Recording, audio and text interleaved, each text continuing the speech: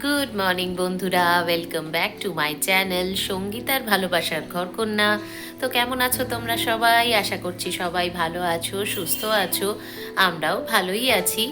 আজকে শ্রাবণ মাসের শেষ সোমবার। তো আজকে আমি সকাল সকাল উঠে সমস্ত কাজ সেরে স্নান সেরে নিয়েছিলাম। দেখো চুল এখন শুকিয়েও গেছে। তারপরে মেয়ে স্কুল গেছে, হাজব্যান্ডও খাওয়া দাওয়া করে বেরিয়ে গেছে। তারপরে আমি যেটা করলাম, ওই যে আগে পুজোটা সেরে নিয়েছি, কারণ আজকে শেষ সোমবার যেহেতু একটু বাবার পুজোতে তো সময় লাগবেই। বাবাকে একটু ফুল মিষ্টি দিয়ে অর্পণ করে, মালা দিয়ে অর্পণ করে একটু পুজো সেরেছি। সেইভাবে কিছু না, আমি আলাদা করে যে খুব বেশি পুজোর নিয়ম কিছু জানি এমনটা কিন্তু নয়। যেটা মনে চায় আমার, যেটা মনে হয় আমার, আমার ঈশ্বর যেটা নিতে চান সেইটুকুই আমি করি। তো আজকে কিন্তু ওয়েদার সকাল থেকেই বেশ খারাপ। বৃষ্টিও হয়েই চলেছে। অল্প, এখন খুব বেশি পড়ছে না, তবে ওয়েদার রিপোর্টে দেখছিলাম বৃষ্টি নাকি ক্রমশ বাড়বে। বৃষ্টি হওয়া মাত্রই এখন কলকাতায় এত জল, এই জিনিসটাই এখন ভয় লাগে। তো এই এক, মানে কিছু করার তো নেই, আমাদের এইভাবেই থাকতে হবে।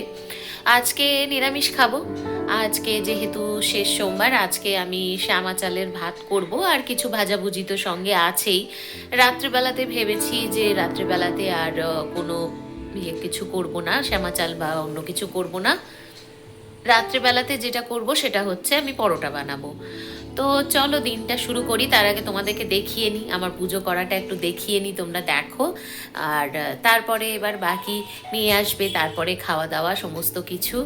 তো চলো শুরু করি দিনটা। এই দেখো, পুজো কমপ্লিট করে নিয়েছি সুন্দর করে, সবাইকে সব কিছু করে আমি পুজো কমপ্লিট করে নিয়েছি।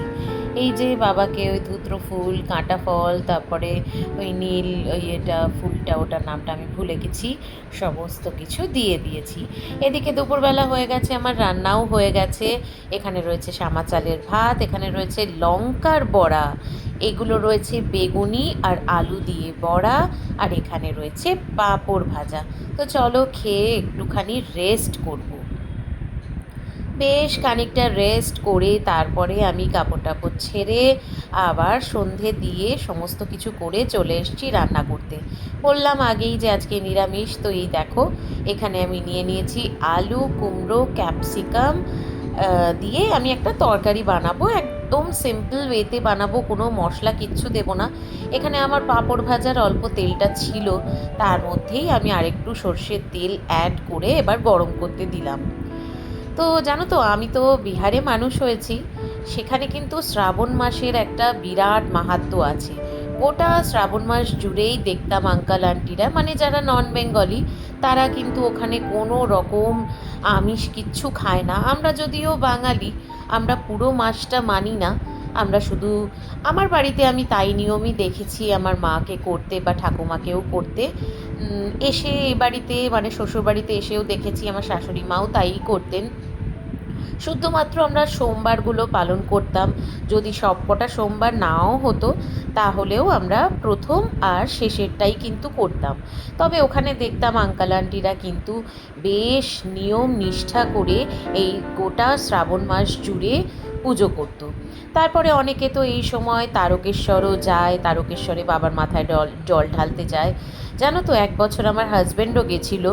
তবে মানে সত্যি কথা বলতে দুর্গম প্রচুর। তো এই ধরনের যে কোনো যাত্রাই বলো, তীর্থস্থানে যাওয়াই বলো, ভীষণ দুর্গম। তো খালি পায়েই গেছিল। ভালো লেগেছে খুবই, কিন্তু ভীষণ ভিড় হয়, এসে বলল বেশ দুর্গম রাস্তা।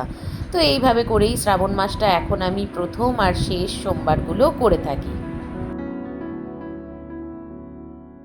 আচ্ছা, শ্রাবণ মাসে কিন্তু অনেকেই ওই সবুজ রঙের চুড়ি পরে। তো তোমরা কে কে পড়েছো আমাকে কিন্তু জানিও। আমি যদিও সেইভাবে কিচ্ছু করি না। তো এখানে দেখো, আমি তরকারিটা রাঁধুনি ফোড়ন দিয়ে বসিয়েছিলাম। তার মধ্যে আমি শুধুমাত্র নুন, হলুদ, অল্প জিরে গুঁড়ো, অল্প ধনে গুঁড়ো আর একটুখানি কসুরি মেথি দিয়েছি। আর হ্যাঁ, ফোড়নেই কিন্তু আমি একটা শুকনো লঙ্কা দিয়ে দিয়েছিলাম।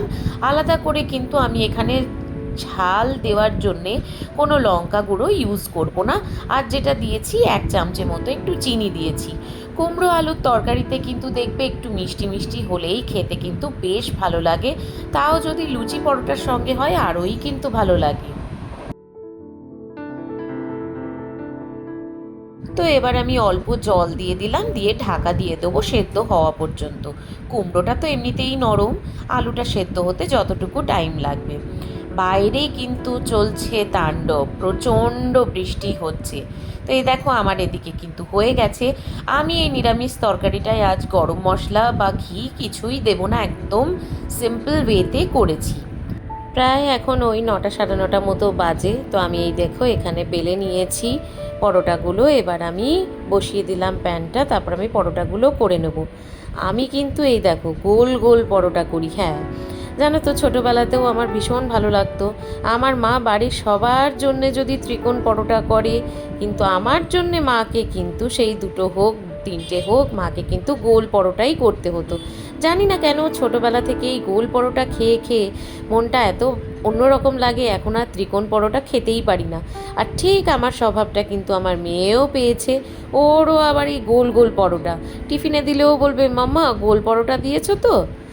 তো এবার হাজব্যান্ডকে খেতেটা দিয়ে দিই। আমার পরোটাগুলো ভাজা হয়ে গেছে। এই যে হাজব্যান্ডের জন্য আগে খাবারটা একটু বেড়ে নিই, দেখি ও কী বলে খেয়ে। এই তরকারিটা খেতে আমরা বাড়ির সকলেই কিন্তু ভীষণ ভালোবাসি। তো আজকে দেখি কি বলে খেয়ে। ওকে আগে একটু গুছিয়ে সুন্দর করে খেতেটা দিয়ে দিই, তারপরে আমি আর মেয়েও একসাথেই নিয়ে বসে পড়বো।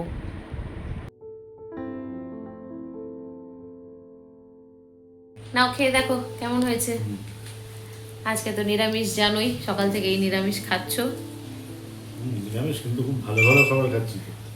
দেখো কেমন হয়েছে তরকারিটা খেয়ে, বলো।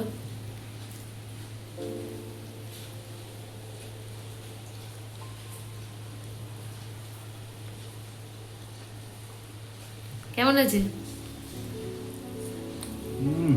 ভালো হয়েছে? দারুণ, ফার্স্ট ক্লাস। বেশ, খাও তুমি, আমাদেরটা নিয়ে আসি। হ্যাঁ, জনি তো চলো বন্ধুরা, আমি ভিডিওটা আজকে এখানেই শেষ করছি। ভিডিওটা তোমাদের কেমন লাগলো অবশ্যই জানিও, ভালো লাগলে একটা লাইক করো, আর অবশ্যই আমার চ্যানেলটা সাবস্ক্রাইব করে দিও। আমি আবারও চলে আসবো নতুন ব্লগ নিয়ে, ততক্ষণ ভালো থেকো। চলো, গুড নাইট, টাটা।